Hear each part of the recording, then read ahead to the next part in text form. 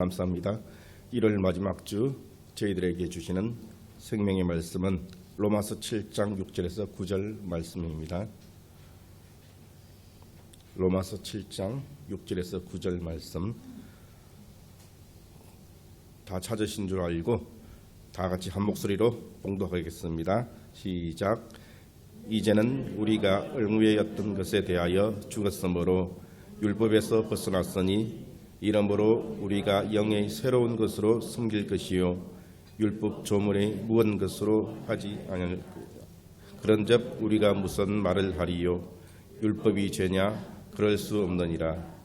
율법으로 말미암지 않고는 내가 죄를 알지 못하였으니 곧 율법이 탐내지 말라 하지 아니하였더라면 내가 탐심을 알지 못하였으리라. 그러나 제가 기회를 타서 계명으로 말미암아 내 속에서 온갖 탐심을 이루었나니 이는 율법이 없으면 죄가 죽은 것임이라. 전에 율법을 깨닫지 못했을 때는 내가 살았더니 계명이 이름에 죄는 살아나고 나는 죽었도다. 아멘. 그리스도의 의를 의식하는 삶이라는 제목으로 차명근 목사님께서 말씀을 전해주시겠습니다. 할렐루야. 네. 지난주에 알게 된 거지만 우리 영남 지역에 온라인으로 예배를 드리시는 분이 계신데 우리 김혜규 집사님 또 이남희 목사님 그는 제가 알게 된 이름이지만 그 외에도 알지 못하는 분들 오늘 예배를 드릴 때에 그곳에 하나님의 성령의 기름이 가득하게 부어지기를 축복하고 선포합니다. 하나님께서 여러분을 기다리셨다가 하나님께서 내가 요구하는 율법을 너가 다 지켰냐? 내가 요구하는 율법을 너가 다 지켰냐고 물어보시면은 여러분 어떻게 대답하시겠습니까? 네. 그때 여러분은 이렇게 대답하셔야 됩니다. 네, 그리스도 안에서 다 지켰습니다. 아주 이것은 중요한 복음의 믿음의 고백입니다. 너가 예수님을 믿느냐? 천국에 들어가는 것은 그렇게 물으시는 것과 같습니다.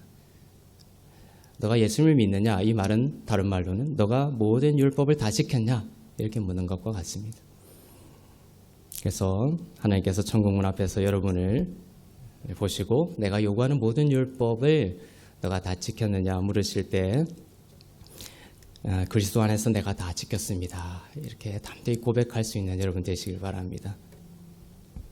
그것이 성도라는 의미이고 의롭다라는 다른 의미입니다.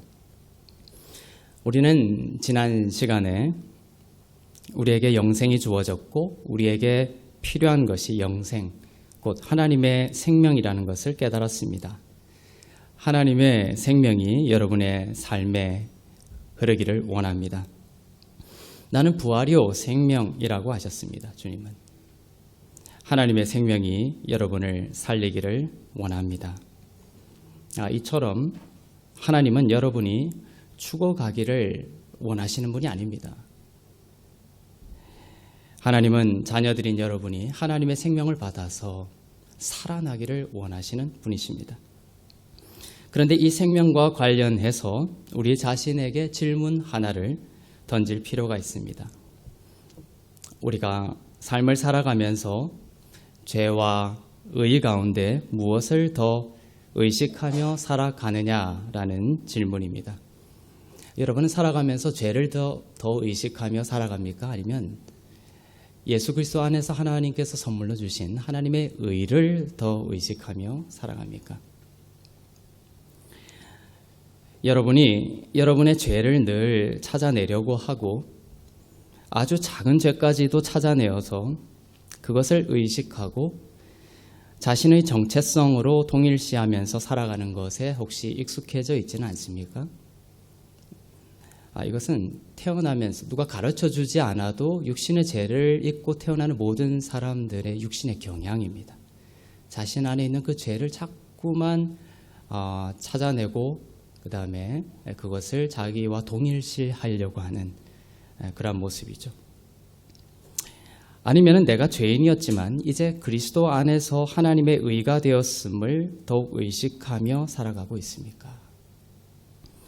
이 질문이 왜 실질적으로 중요하냐면 죄를 의식할수록 더욱 죄를 짓게 되고 의를 의식할수록 생명의 삶을 살게 되기 때문입니다.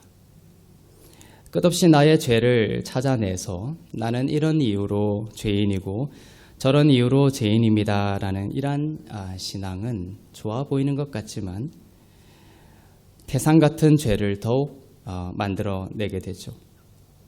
그러나 이러한 죄, 저러한 죄가 폭로되어도 그 죽을 자리에서 십자가의 보혈로 내가 의로움을 입었음을 믿고 의식하고 고백하면 하나님의 생명이 흐르고 여러분은 실질적으로 그 죄를 다스릴 수 있는 능력을 얻게 됩니다. 로마서 8장은 우리에게 육의 생각을 하지 말라 이렇게 명하고 있습니다. 로마서 8장 6절을 보겠습니다. 시작. 육신의 생각은 사망이요 영의 생각은 생명과 평안이니라. 육신의 생각은 사망을 자꾸만 생각하는 것은 육신의 생각입니다. 육신의 생각은 사망이요 영의 생각은 생명과 평안이다 말씀하고 있습니다. 여기서 육신의 생각은 뭡니까? 육신의 생각을 한다는 것은 크게 세 가지를 생각하는 방식인데 첫째는 죄를 의식하며 정죄에 빠지는 것이고 둘째는 사망을 생각하는 것이고 즉 나는 늘 내 인생은 죽겠구나, 내 인생은 안 되겠구나 이러한 사망을 늘 생각하는 것입니다. 그게 육신의 생각입니다. 셋째는 율법을 생각하며 의지하는 것입니다. 이 모든 것의 끝에는 무엇이 있느냐? 사망이 있습니다. 죄를 의식하고 십자가의 보혈로 그것이 해결이 되었음을 여러분들이 믿는다면 다시 돌아가서 십자가의 보혈로 해결된 그 죄로 다시 돌아가서 그 죄를 또 의식하고 그렇게 하지 마시기를 바랍니다. 잘못하면 그 신앙이 아주 바른 신앙인 것처럼 여러분들이 생각할지 모르지만 그것은 복음적인 방식이 아닙니다. 사단이 좋아하는 것입니다. 과거에 가정이나 삶에서 겪었던 아픔과 상처들도 십자가로 예수 그리스도께서 처리하셨음을 여러분이 믿음으로 고백한 뒤에 다시 그것들을 또 기억하고 또 기억하는 것, 또 기억하는 그러한 식은 하나님께서 예수 그리스도의 보혈로 이제 치유하려고 하는 그 치유의 변곡점에서 사단이 여러분들을 속이는 방식에 말려드는 것입니다. 죄를 의식하는 굴레에 갇혀 있지 말라는 것입니다. 질병을 의식하는 굴레에 갇혀 있지 말라고 말씀합니다. 성경이 제시하는 생명의 방식은 무엇이냐면 부활의 생명을 의식하는 것입니다. 선물로 주신 하나님의 의를 의식하라고 명하십니다. 질병이 여러분들이 있다면 예수께서 채찍에 맞으심으로 내가 나음을 입었습니다. 그것을 여러분들이 믿고 선포하고서 마치 이미 나은 자처럼 생각하고 행하시기를 바랍니다. 치유가 속히 올 것입니다. 여러분이 죄를 의식하는 굴레에서 벗어나 의를 의식하는 믿음으로 나아오면 영이 의로 말미암아 살아나고 그 다음에 그 영 안에 있는 의가 혼으로 흘러 들어가게 됩니다. 우울이나 낙심이나 두려움 같은 것들을 몰아내게 됩니다. 그러고서 여러분의 육을 터치할 것입니다. 강건해지고 온전해질 것입니다. 이 모든 것의 핵심은 하나님의 의입니다. 하나님의 의를 의식해야 됩니다. 계속 여러분이 여러분의 죄와 죄의 결과물인 아픔과 상처와 과거의 어둠과 트라우마에 계속 갇혀서 그것을 여러분의 기억하고 또 기억하고 그게 머물러 있으면 해결될 것처럼 생각하지만 그것은 사단이 여러분을 더욱더 사망으로 끌고 가려고 하는 방식이다. 하나님이 원하시는 것은 여러분이 하나님의 의를 더욱 의식하고 고백하는 것입니다. 로마서 1장 17절을 보겠습니다.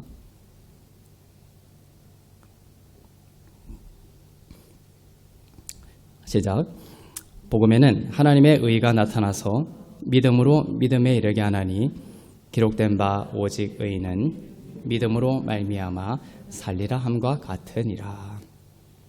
복음에는 인간의 죄가 나타나서 이렇게 하지 않는다고 했죠.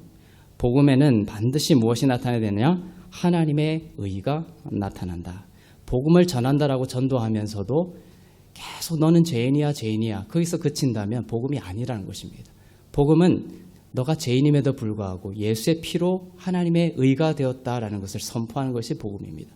복음은 하나님의 의가 나타나야 된다는 것이에요. 복음을 믿는다고 하면서도 죄가 더 의식되고 여러분 가운데 죄 사함이 아닌 죄가 더 의식되고 끝없이 죄를 고백하는 삶의 패턴에 갇히는 것은 우리를 살리는 복음이 아닙니다. 우리가 해결할 수 없는 심판받아 마땅한 우리의 죄를 예수께서 십자가로 씻으시고 해결하시고 이제 하나님의 의를 주셨음을 여러분들이 더욱 의식할수록 의인은 믿음으로 말미암아 살리라가 여러분의 것이 되는 것입니다. 여러분의 참 나는 거듭난 영이라고 했습니다. 그리고 그 영은 뭐로 말미암아 산다고요? 의로 말미암아 사는 것입니다. 여러분의 영은 거듭났고 그 거듭난 영은 의로 말미암아 살아난 것입니다. 그래서 여러분의 정체성은 죄입니까? 의입니까? 의라는 거예요. 여러분의 정체성은 죄가 아닙니다. 의입니다. 여러분의 새로운 피조물로서의 정체성은 하나님의 의입니다. 하나님이 너 율법 다 지켰냐? 천국문에서 물어볼 때 네, 그리스도 안에서 다 지켰습니다. 그걸 의라고 하는 거예요. 율법의 마침이 되신 예수 그리스도의 십자가를 의지하는 것입니다. 그것이 여러분의 정체성이라는 것이에요. 여러분은 산 영이기 때문입니다. 이 하나님의 의가 복음이라는 것을 모르고 얼마나 많은 사람들이 동산 가운데 선악의 열매를 먹으며 반쪽짜리 복음으로 살아가고 있습니까? 저는 우리 교회가 순전한 복음을 선포하고 참된 복음의 진리 위에 서 있음에 기뻐하고 감사합니다. 이 교회를 하나님께서 지켜주시기를 기도합니다. 죄는 문제 맞습니다. 죄는 당연히 문제입니다. 그 죄 때문에 아담과 그 후손이 죽게 되었고 예수님이 십자가를 지셔야 할 정도로 죄는 하나님께서 미워하는 것입니다. 죄는 우리를 파괴하죠. 그러나 우리는 이 죄의 문제를 육신의 생각으로 해결하려는 것이 아니라 복음이 말씀하시는 방식으로 처리하는 이른바 그 전문의가 되어야 되는 것이에요. 우리는 더 깊은 뿌리로 들어가서 죄를 해결하는 더 깊은 뿌리로 들어가서 이 죄가 솟아오르도록 작동하는 그 근원, 기초를 제거하는 것이 필요합니다. 우리의 힘으로 할 수 있는 것이 아닙니다. 그러한 것 중에 하나가, 방식 중에 하나가 바로 그리스도 안에서 내가 하나님의 의가 되었다라는 것을 믿고 의식하는 것입니다. 그래서 제가 이제 큐티 맨 마지막에 이제 자막을 마지막에 이렇게 넣고 있죠. 그리스도 안에서 나는 의롭고 흠없고 거룩한 자가 되었습니다. 이제 그것을 큐티의 맨 마지막에 넣기 시작했습니다. 하나님의 의를 입은 자다 내가. 그것을 의식하는 것은 우리로 하여금 죄를 의식하지 않도록 돕고 결국은 죄를 다스리고 통치할 수 있는, 끊어낼 수 있는 힘을 얻게 하신다는 것이에요. 이것이 세상과 다른 복음의 큰 비밀입니다. 히브리서 10장 1절부터 2절을 보겠습니다. 시작. 율법은 장차 올 좋은 일의 그림자일 뿐이요 참 형상이 아니므로 해마다 늘 드리는 같은 제사로는 나오는 자들을 언제나 온전하게 할 수 없느니라. 그렇지 아니하면 섬기는 자들이 단번에 정결하게 되어 다시 죄를 깨닫는 일이 없으리니 어찌 제사 드리는 일을 그치지 아니하였으리요. 네. 자, 이것은 아주 중요한 히브리서의 말씀입니다. 2절에 보면 구약의 제사는 불완전한 제사였다고 돼 있어요. 구약의 제사는 불완전한 제사였죠. 불완전하다는 것은 그 제사가 계속 이어졌다는 뜻이에요. 구약의 제사는 날마다 성전은 피의 제사로 악취가 진동했습니다. 끊임없이 제사를 드렸어야 됐죠. 불완전했기 때문에 그렇습니다. 그 제사는 어떤 단점이 있었다라고 되어 있습니까? 단번에 정결하게 우리를 하지 못했다는 것이에요. 그래서 2절에 보면 다시 무엇을 깨닫게 했다? 다시 죄를 깨닫게 하는 제사였다. 이것이 핵심입니다. 구약의 제사는 온전하지 않았기 때문에 다시금 죄를 깨닫게 하는 제사였다. 그래서 다시 깨달은 죄를 또 속죄하기 위해서 구약의 제사가 그치지 못했다라는 것입니다. 이 말씀은 즉 온전한 제사인 예수 그리스도의 십자가가 완성되면 어떤 일이 벌어지는 거예요? 다시는 죄를 깨닫는 일이 없게 된다는 것이에요. 그런데도 여러분들 중에는 예수 그리스도를 믿고 십자가로 나의 모든 죄가 깨끗하게 되었음을 믿고 그 다음에 하나하나 구체적인 죄에 대해서도 예수의 십자가로 씻었음을 고백한 뒤에도 끊임없이 그 죄의 자리로 돌아가서 그 죄를 만지작거리고 그 죄에 또 머물고 생각하고 의식하고 이렇게 하는 것이 마치 그 죄를 해결하는 방법인 것처럼 생각하죠. 하지만 오늘 히브리서에서는 놀라운 복음의 비밀을 말씀하고 있습니다. 온전한 제사가 오면 다시는 단번에 여러분들이 정결하게 되어 완전히 거룩한 자가 되었기 때문에 다시는 죄를 깨닫는 일이 없으리니 어찌 제사 드리는 일을 그치지 아니하였으리요. 단번에 우리를 정결하게 하는 제사가 오면 다시는 우리의 죄를 깨닫는 일이 없게 되고 이제는 모든 제사가 끝이 난다는 것이에요. 또 제사 드리게 만들지 말라는 것입니다. 또 죄를 의식하게 되면 어떻게 돼요? 다시 예수님으로 하여금 이 땅에 내려와서 또 십자가에 달려라고 하는 것과 똑같다라는 히브리서 말씀이 이어집니다. 진리가 이와 같은데도 불구하고 많은 곳에서 아직 계속 죄를 생각나게 하고 깨닫게 하는 것이 복음의 본질인 것처럼 해왔습니다. 그렇게 하면서도 왜 그들 안에 비밀스럽고 깊은 사망의 늪을 안고 살아가고 있는지를 알지 못하죠. 의를 의식하지 않고 의를 충분히 더 의식하지 않고 계속 나의 과거와 상처와 나의 과거의 죄에 묶여 있는 거예요. 은혜의 복음을 전한 바울은 명확하고 분명하게 선포했습니다. 복음에 나타난 하나님의 의를 의식하라. 그리하면 죄를 다스리는 능력이 생길 것이다. 자기의 의를 의식하는 것이 아니라 그리스도의 의를 의식하는 것입니다. 그리스도의 의를 사람들의 그 삶 속에 번지게 하고 그리스도의 의를 사람들의 의식과 삶 속에 고양시키면 그것은 실질적으로 사람들에게 하나님의 은혜를 전하는 것입니다. 하나님의 은혜를 여러분들이 전하면서 살고 있죠. 또 살아가면 하나님의 은혜를 전하면서 살아가야 합니다. 그런데 그 실질적인 것은 뭐냐면은 바로 하나님의 의를 고양시키는 것입니다. 여러분의 삶에도 하나님의 은혜가 넘치기를 바랍니다. 그러면 무엇이 넘쳐야 되는 거예요? 하나님의 의에 대한 고백이 넘쳐야 됩니다. 그래서 로마서 5장에는 은혜와 무엇을 넘치게 받는 자들은 한 분 예수 그리스도 안에서 생명 안에서 왕노릇한다고 되어 있죠. 은혜와 의를 넘치도록 받는 자들은 계속 하나님의 은혜를 계속 넘치도록 받는 것은 비밀은 하나님의 의를 계속 넘치도록 고백하는 것과 관련이 있다는 것이에요. 하나님의 은혜와 의를 넘치게 받아 한 분 예수 그리스도로 말미암아 생명 안에서 왕노릇하는 죄를 다스리고 통치하고 끊어낼 수 있는 참된 힘을 얻는 그런 여러분이 되시길 바랍니다.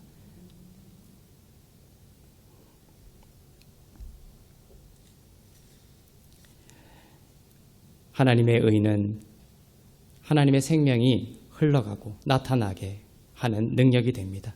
그리고 그것은 혼과 육에까지 생명을 낳습니다. 여러분은 하나님의 영을 통해 여러분의 영이 살아났습니다. 하나님의 영이 여러분의 영을 살렸습니다. 그렇죠? 그게 거듭난 영입니다. 이 살아난 영을 여러분이 살아났다. 여러분의 영이 살아났다. 여러분의 영이 거듭났다. 이렇게 말하면 여러분은 무엇을 이제 떠올려야 된다고 생각하십니까? 바로 의입니다. 영 하면 의를 떠올리세요. 영. 이것이 너무 추상적이죠. 영, 당신은 영의 사람입니다. 영적인 사람이 되어야 됩니다. 영을 받으십시오. 영이 깨어나십시오. 뭡니까 그것이? 근데 로마서는 그것을 더 분명하게 말하고 있습니다. 영은 뭐로 말미암아 살아난다? 의로 말미암아 살아난다. 하나님의 의를 더 고백하고 선포할수록 여러분의 영이 살아나는 것입니다. 깨어나는 것입니다. 하나님의 생명이 흘러가는 것이에요. 이 의를 의식하지 않고 계속 죄를 의식하고 상처와 트라우마와 과거의 실패를 계속 의식할수록 영이 죽어가는 것이에요. 그래서 여러분이 질병에 들었더라도 채찍에 맞음으로 내가 나음을 입었다 고백하고 마치 살아난 자처럼 생각하고 행동하시는 거예요.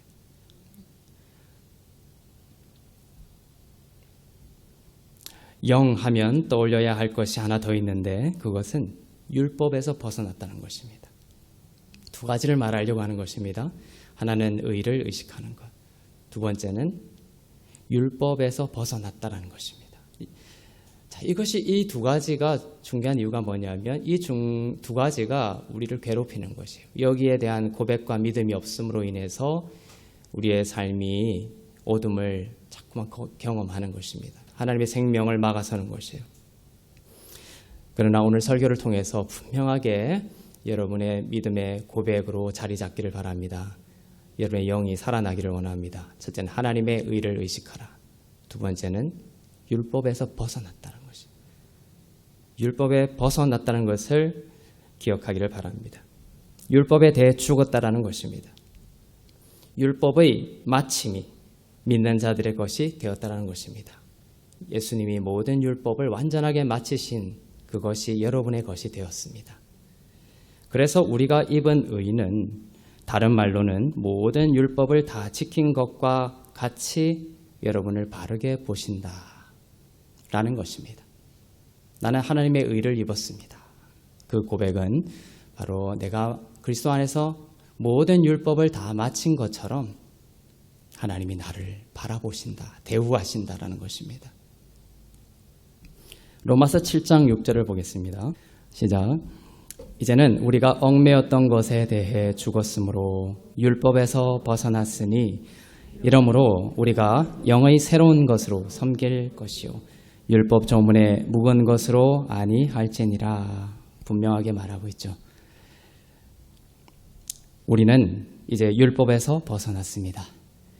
우리가 벗어난 율법은 단순히 제사를 지내는 등 그 예식법, 세리모니 로가 아닙니다. 세리모니얼 로가 아닙니다. 의식법이 아닙니다. 거기에서만 벗어난 것이 아닙니다. 구약시대처럼 이제는 더 이상 염소나 양이나 이런 걸로 소 같은 걸로 제사를 드리는 것 이제 그것은 하지 않아도 된다라는 그 의식법과 예식법으로부터 벗어난 것만이 아니라는 것이에요. 이것이 기독교 안에 양분되어 있습니다. 많은 목사님들은 우리가 벗어난 것은 예식법, 의식법에서는 벗어난 거 맞다. 이 구절이 있으니까요. 그죠? 로마서 7장 6절 율법에서 벗어났다고 하니까 그것에서는 벗어난 거 맞다. 하지만 십계명은 지켜야 된다. 율법은 반드시 613개, 율법은 반드시 지켜야 된다. 이렇게까지 가는 게 있죠. 지금의 하나님의 교회 이런 데서는 유월절을 철저하게 지킵니다. 지금도 구약시대처럼. 그러나 하나님의 은혜의 복음을 전한 바울은 복음의 중요한 내용으로 무엇을 선포하고 있습니까? 율법에서 벗어났다라고 선포하고 있고 이것은 의식법, 그 다음에 예식법만이 아니라 돌에 새긴 하나님의 십계명에서의 그 율법으로부터도 우리가 벗어났음을 선포하고 있습니다. 율법에서 벗어났으니 하고 이렇게 지금 6절에서 말씀을 했죠. 그런데 그 다음 9절에서 이것이 예식법과 의식법에 한정된 것이 아니라 모든 율법에서 벗어났음을 말하는 것임을 증명하고 있어요. 그 다음 9절이. 우리가 벗어난 율법은 단순히 의식법과 예식법이 아니라는 것을 말하고 있습니다.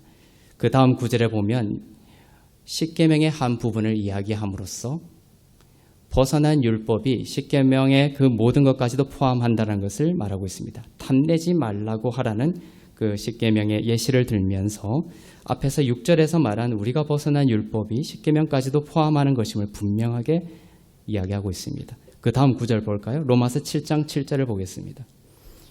그 전절에서는 모든 율법에서 벗어났다라고 하고 그 다음 절에서 하는 말입니다. 시작. 그런즉 우리가 무슨 말을 하리요? 율법이 죄냐? 그럴 수 없느니라. 율법으로 말미암지 않고는 내가 죄를 알지 못하였으니 곧 율법이 탐내지 말라 하지 아니하였더라면 내가 탐심을 알지 못하였으리라. 그죠? 율법이 탐내지 말라. 이것은 예식법입니까? 아니죠. 돌에 새긴 십계명이죠. 내 이웃의 것을 아내를 탐하지 마라. 십계명입니다. 그 전절에는 이 모든 율법에서 벗어났음을 선포하고 있죠. 율법은 잘못한 것이 없습니다. 율법은 거룩한 하나님의 율법입니다. 완벽하고 완전한 하나님의 법입니다. 율법 자체를 문제 삼을 수는 없습니다. 문제는 인간이 그 율법을 지킬 수가 없다라는 것이 문제입니다. 그래서 예수님이 오셔서 우리를 대신하여 율법의 마침이 되어주신 거예요. 그리고 하나님의 의를 선물로 주신 것입니다. 십자가로 율법의 마침이 되시고 믿는 우리를 율법에서 벗어나게 하고 죽게 하신 것입니다. 그 율법에 대해서 죽게 하신 것입니다. 그리고 이제는 성령을 주셔서 영을 새롭게 하셔서 영을 따를 때에 의로움을 의식하며 살아갈 때 율법을 초월하는 삶을 우리 안에서 성령께서 친히 사실 것임을 선포하셨습니다. 율법을 주신 것은 그것으로 거룩하게 될 수 있다고 주신 것이 아니라 너희들은 이것 하나도 지킬 수 없어 우리의 그 무능력을 폭로시키려는 것입니다. 아시겠죠? 성경은 우리의 일반적인 생각과 달리 놀라운 비밀을 기록하고 있는데 바로 율법이 도리어 우리가 죄를 더 짓게 하는 진지 역할을 한다는 것이에요. 포대 역할을 한다는 것입니다. 로마서 7장 8절을 보겠습니다.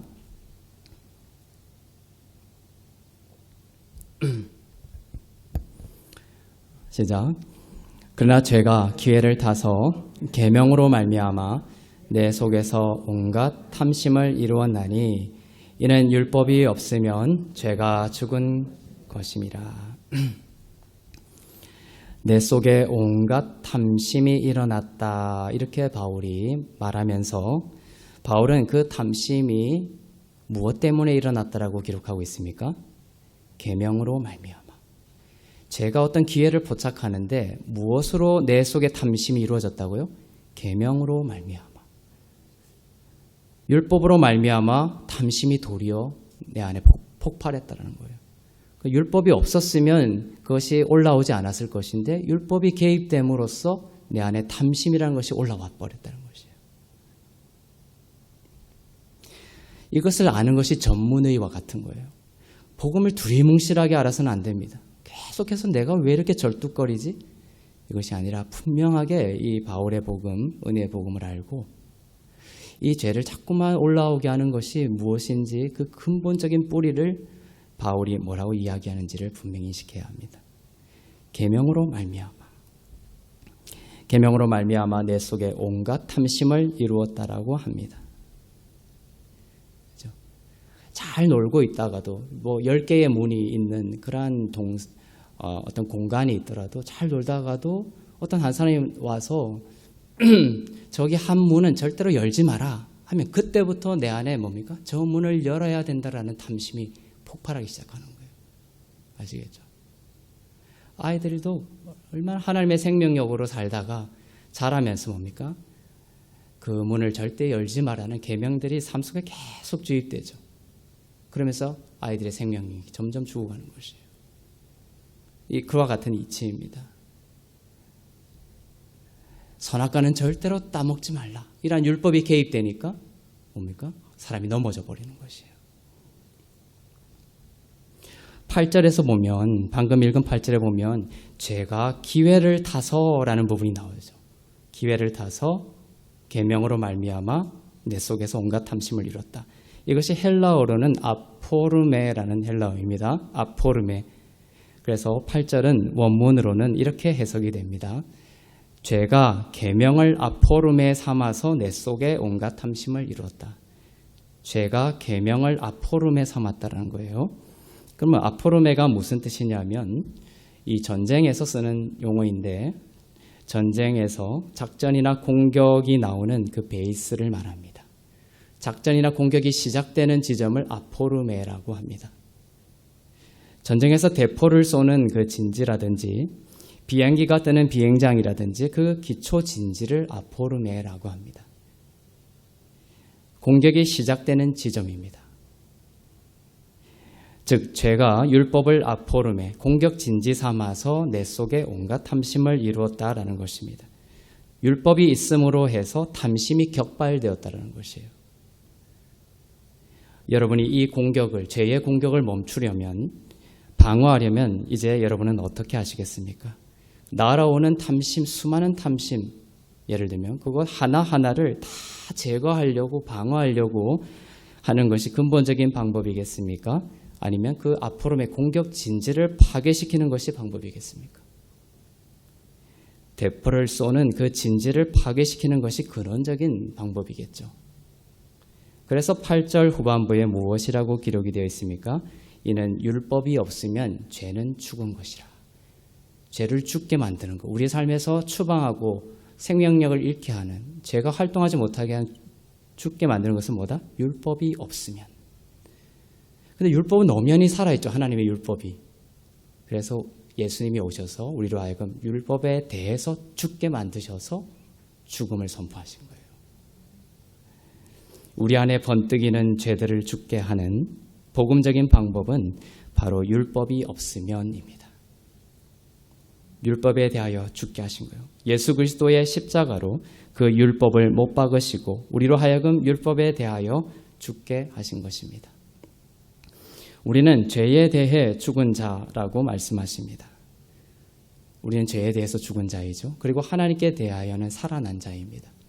죄에 대하여 죽었다라는 말은 뭐냐면 방금 읽은 말씀과 연관시켜보면 바로 우리가 율법에 대하여 죽은 자이기 때문에 그렇습니다. 율법이 와야 죄라는 것이 판명이 되거든요. 아무리 사람을 죽여도 사람을 죽인 것은 죄야. 이 율법이 없으면 사람을 죽인 것은 죄가 되지 않습니다. 그죠? 그렇기 때문에 우리가 이 죄가 우리 가운데 죽게 하기 위해서는 율법이 죽어야 되는 것이에요. 근데 우리가 율법을 죽일 수가 없고 율법은 너무나 거룩한 하나님의 마음이고 하나님의 속성이고 하나님의 우리를 향한 하나님의 수준의 요구기 때문에 우리가 그것을 맞출 수가 없어서 우리는 항상 죄인으로 심판받을 자로 폭로되는 거예요. 가망이 없습니다. 절대로. 그래서 우리는 예수님을 의지할 수밖에 없고 예수님이 우리를 대신하여 율법의 마침이 되신 것을 의지함으로 우리는 거듭나고 영원한 생명을 얻고 하나님의 축복을 기도로 요청할 수 있는 권리가 생기게 된 것입니다. 이스라엘 민족이 출애굽할 때 200만 명 이상이 금과 은을 잔뜩 가지고 나왔습니다. 얼마나 많은 금과 은을 가지고 나왔습니까? 그런데도 우상을 만들었어요? 안 만들었어요? 안 만들었습니다. 우상의 우자도 안 나옵니다. 그러나 이스라엘 민족이 어느 날 갑자기 우상을 만들어버렸어요. 십계명의 첫 계명이 뭐죠? 우상을 만들지 말라. 그걸 어기는 일이 벌어진 거예요. 그 어떤 한 시점 전까지는 어마어마한 금과 은이 있어도 이스라엘 백성은 우상을 만들 생각조차 안 했습니다. 그런데 어느 날 기점으로 우상을 만들기 시작한 거예요. 그것이 언제입니까? 바로 출애굽기 19장에서 무엇이 주어졌을 때? 십계명이 주어졌을 때. 율법이 주어졌을 때 이스라엘 민족이 무엇을 만들었어요? 우상을 만들기 시작했습니다. 우상을 섬기지 말라가 십계명의 제1계명인데 율법이 주어지자 그들은 우상을 만들어서 율법의 제일 첫 계명을 어기는 죄를 범하게 되었습니다. 우리 안에 죄를 격발시키는 것이 뭐라는 거예요? 율법이라는 것이 판명이 되는 것이에요. 그 율법이 주어지지 않았다면 우상을 만들지 않았겠죠. 율법이 없으면 죄는 죽은 것이라. 율법으로 말미암아 그런데 우리 가운데 탐심이 충만하게 된 것이죠. 죄가 기회를 타서 율법으로 말미암아 백성들 가운데 온갖 죄를 이루게 한 것입니다. 백성들은 시내산에서 율법을 받을 때 태도가 그랬습니다. 무슨 율법을 주시든지 우리가 다 지킬 수 있으니 달라고 했습니다. 나의 거룩한 백성으로 너희를 만들겠다 하셨습니다. 얼마나 좋았을까요? 이스라엘 백성들이 나의 거룩한 백성이 될 것이다. 이스라엘 백성들이 거기에 대한 답이 뭐냐 하면은 무엇이든지 말씀만 하십시오. 우리가 다 지킬 수 있습니다. 하나님의 그 율법이 얼마나 어마어마한 율법인지 모르고 계명인지 모르고 그 기초를 축복받는 기초를 나에게 두기 시작한 것이에요. 내가 그 율법 지켜보겠다고. 그 지키는 것 보고 나를 축복해 달라고. 지키는 것 보고 나를 거룩한 백성 삼아 달라고 인간 측에 기초를 두기 시작했던 것입니다. 하나님의 선하심과 하나님의 은혜를 기초로 우리를 축복하소서. 이것이 은혜죠. 이것이 은혜입니다. 하나님이 하신 것, 예수님이 하신 것, 예수님이 십자가에 하신 것, 그 선하심과 인자하심과 그 은혜를 기초로 나를 축복하여 주옵소서. 이렇게 해야 되는데 이스라엘 백성들은 우리들의 선함과 우리들의 행함을 기초로 우리를 축복하소서 이렇게 한 것이에요. 뭐든지 말씀하십시오. 다 지키겠습니다. 우리들의 선함과 우리들의 행함을 기초로 우리를 축복하소서라고 했기 때문에 그것이 율법이죠. 그들은 우상을 만들고 형벌이 따랐습니다. 그래서 십계명을 받기 전까지는 마라의 쓴물, 그 다음에 아론에 대한 불평, 수많은 불평과 불순종이 있었고 그 다음에 만나를 내렸을 때에도 불평이 많았죠. 한 명도 죽지 않습니다. 사망이 이스라엘 백성들 가운데 힘을 얻지 못하고 백성들은 한 명도 죽지 않아요. 그런데 이스라엘 백성들의 죽음이 기록되는 것은 바로 십계명이 주어지고 난 다음부터 그 전에 똑같은 만나에 대한 불평이 똑같이 나와요. 출애굽기 19장 전에도 만나에 대한 불평이 나오고 출애굽기 19장 후에도 만나에 대한 불평이 나오는데 그전에는 죽지 않았는데 이제 그 후로는 계속 불평할 때마다 이스라엘 백성들 가운데 사람들이 죽어가기 시작합니다. 사망이 주관하기 시작하는 거예요. 왜냐하면 이스라엘 백성들이 이제 우리의 선함, 나의 행함과 나의 행위를 기초로 하나님께 나아가고자 했기 때문이에요. 그래서 출애굽 이후부터 시내산에서 십계명을 받기 전까지가 순은혜의 시대에 대한 예표입니다. 상징의 시간이에요. 우리가 예수 그리스도 안에 있는 우리 은혜의 복음을 믿는 예수 그리스도 안에 있는 자들에 대한 상징의 시간입니다. 우리는 그 시간, 예수 그리스도 안에 있다는 것은 법적으로 그 시대의 유익이 바로 우리의 것이 된 시대를 말하죠. 사랑하는 성도 여러분, 여러분의 선함을 기초로 축복하소서 이렇게 살지 않기를 바랍니다. 이 하나님이 주신 것, 예수님이 십자가로 주신 은혜가 죽을 죄인에게 너무나 커서 주님께 열매로 흘러나오는 것이 되어야 하는 것이에요. 그것이 아니라 이것 보시고 나를 축복해 주소서. 내가 이것도 하고 저것도 했으니 이것을 기초로 나를 대우하소서 이러지 않기를 바랍니다. 예수님이 하신 것 위에 여러분의 믿음과 고백과 여러분의 모든 행함까지도 올려놓을 수 있기를 바랍니다. 이스라엘 백성들은 율법을 만족시킬 수 있는 능력이 있는 척했습니다. 자신의 선함을 있는 척했습니다. 그들의 실존이 얼마나 파선했는지 몰랐습니다. 그래서 율법을 주셨습니다. 십계명을 주기 전까지 그들은 불평해도 죽지 않고 하니까 자신의 선함을 이제 의지하기 시작한 거예요. 내가 뭔가 대단한 사람인구나 생각하기 시작한 거예요. 그러면서 주님 뭐든지 줘봐라. 다 지킬 수 있다. 자신 안에 선함이 있는 척했던 것이에요. 그렇지 않습니다.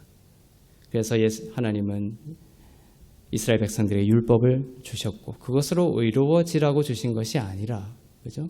너희들은 파선한 자야. 예수님의 은혜가 아니면 살 수 없는 자야.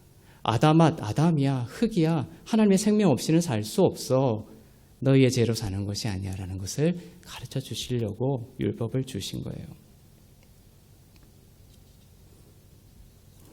율법은 무지한 자들에게 얼마나 죄인인지에 대한 지식을 줄 뿐입니다. 그들의 죄를 폭로당하게 하기 위해서입니다. 예수께서 죽으신 것은 우리로 죄에 대하여 죽게 하시기 위해서입니다. 죽기 위해 노력하라는 것이 아니라 예수로 인해 죄에 대하여 죽었습니다. 여러분은 예수로 말미암아 죄에 대하여 죽은 자입니다. 율법에 대하여 죽은 자입니다. 죽기 위해 노력하면 다시 율법으로 돌아가는 것입니다. 제가 격발되죠. 아포르메라는 율법이 있음으로 인하여 율법이 없던 시대는 양심이 그 역할을 했어요. 그 아포르메 때문에 탐심이라든지 죄가 막 올라옵니다. 미움이라든지 두려움이라든지 막 죄가 올라오죠. 그러면 그것을 그 죄에 대해서 죽기 위해서 노력하면 어떻게 되는 거예요? 그것을 율법적이다라고 하는 거예요. 그것이 아니라 복음을 선포하는 것이요. 나는 이 죄에 대하여 어떻게 됐다? 죽었다. 그러면 그 죄의 폭풍우가 먹기 시작하는 거예요. 아시겠죠? 그래서 바울은 서신서에서 나는 날마다 뭐한다? 죽노라. 그러니까 그것을 잘못 해석하면 날마다 바울처럼 아침에 일어나서 내가 이 죄를 죽기 위해서 애쓰면서 살아야지 그러한 의미로 주신 것이 아니라는 것이에요. 나는 날마다 죽노라 라는 것은 나는 날마다 아침에 일어날 때마다 나는 죄에 대하여 죽은 자요. 하나님의 의에 대해서는 살아있는 자다라는 고백을 말하고 있는 것입니다.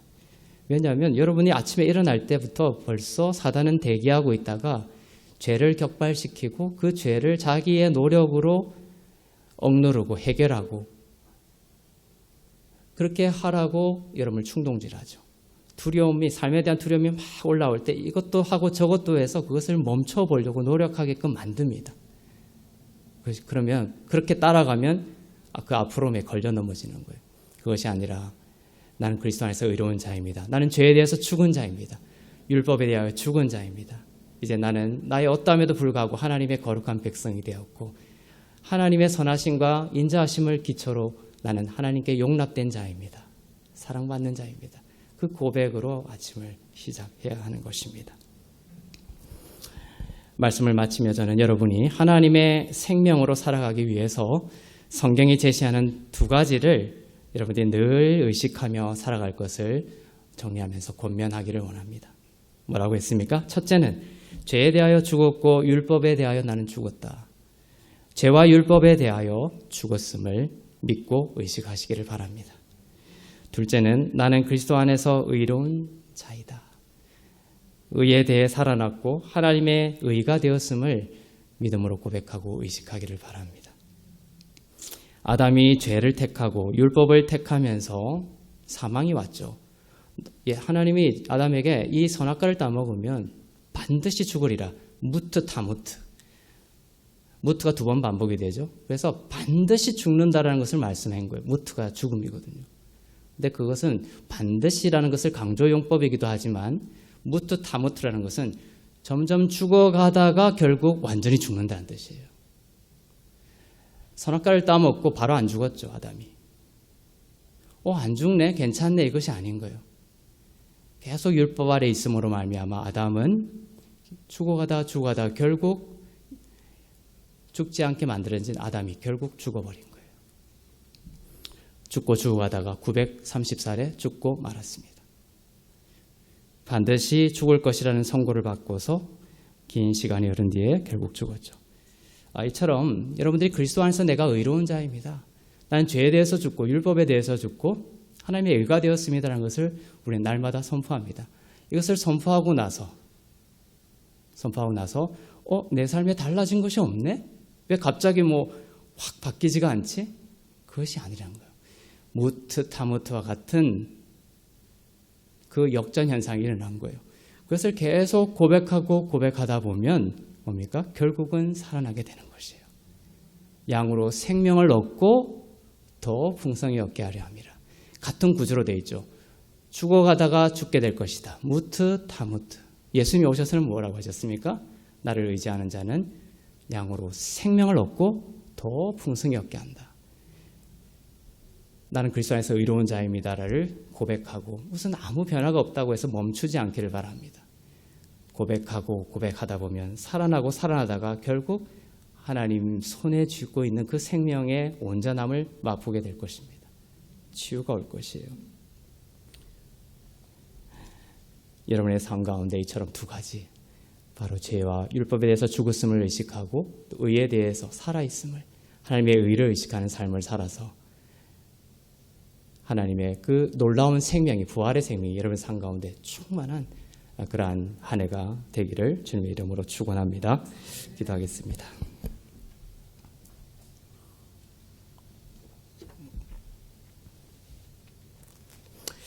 우리 말씀을 생각하면서 함께 기도하기를 원합니다. 기도할 때에 하나님, 내 삶의 기초를 나에게 두지 않게 하여 주시옵소서.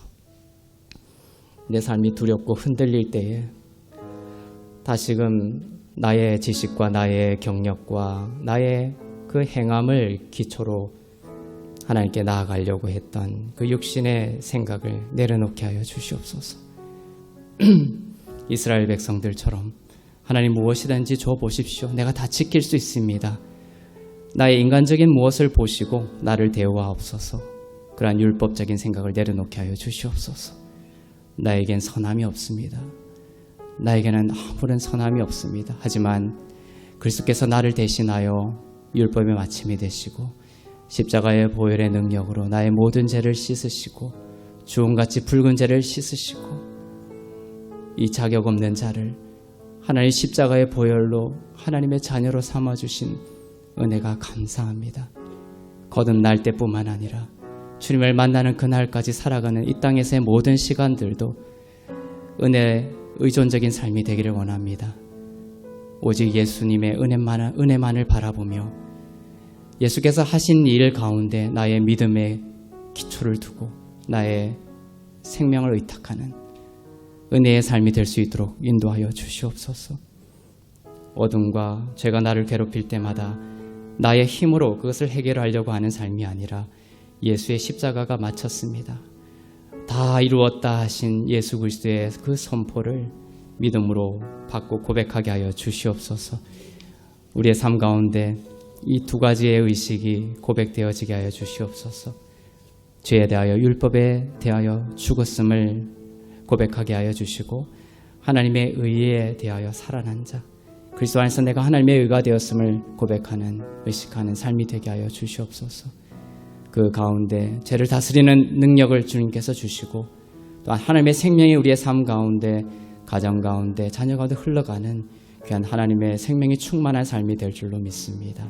우리 함께 기도하며 나가시겠습니다. 살아계신 하나님 감사합니다. 우리의 행함과 우리의 선함을 기초로 주님 앞에 나가는 삶이 되지 않기를 원합니다. 하나님의 선하심과 인자하심을 붙들며 나아갑니다. 내 안에 선함이 있는 척하는 삶을 살지 않게 하여 주시옵소서.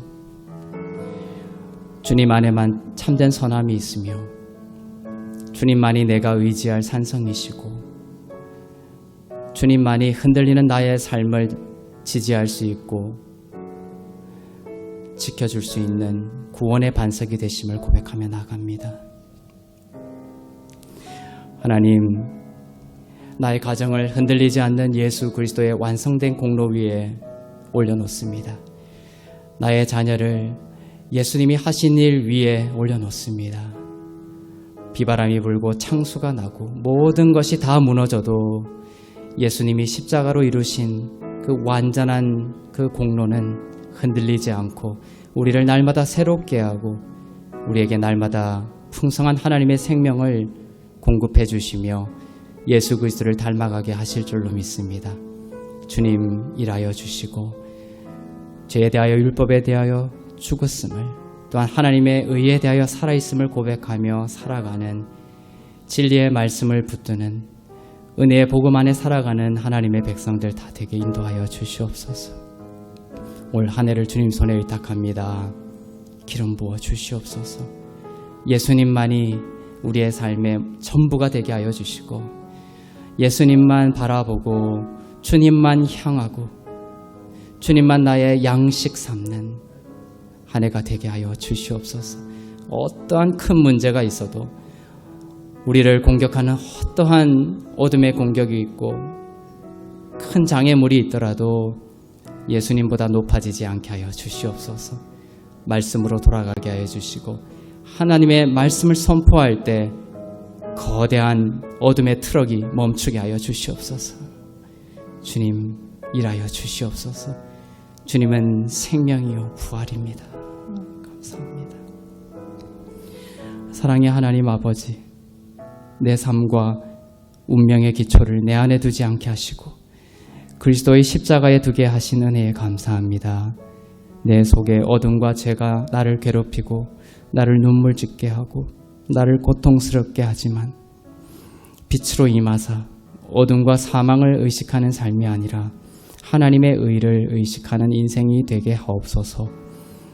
어둠의 과거와 상처와 아픔들이 무수히 피어나 어느새 내 영을 캄캄한 어둠 가운데 가두지 않도록 도와주옵시고 의를 묵상하고 밝음을 묵상하고 생명을 묵상하고 희망을 묵상하고 의를 의식하고 의를 고백하며 하나님의 생명으로 나아가는 삶이 되게 하옵소서.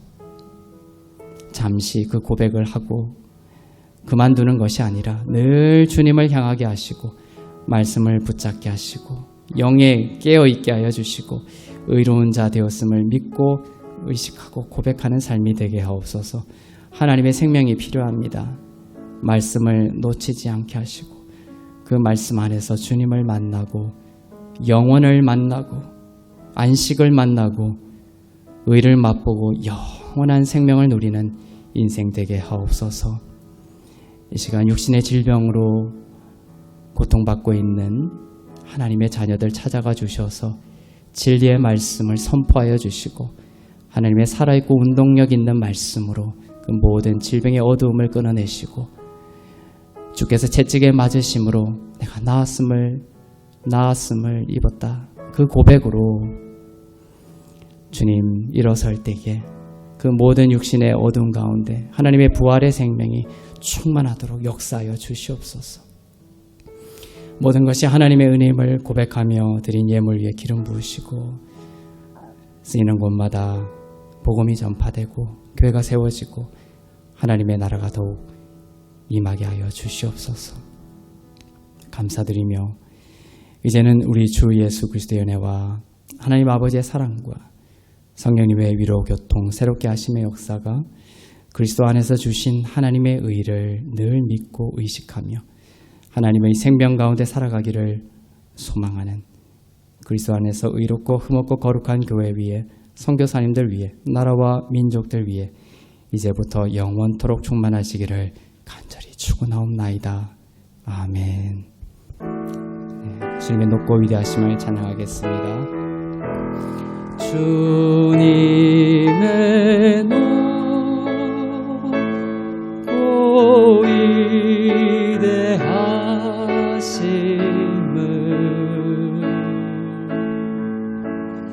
내 영혼이 찬양하네. 예수님만이 길이십니다. 주님의 높고 위대하심을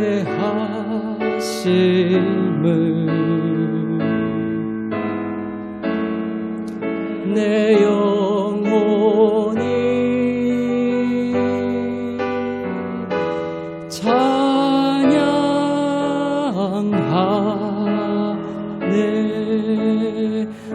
높고 위대하신 주님께 영광의 박수 올려드리겠습니다.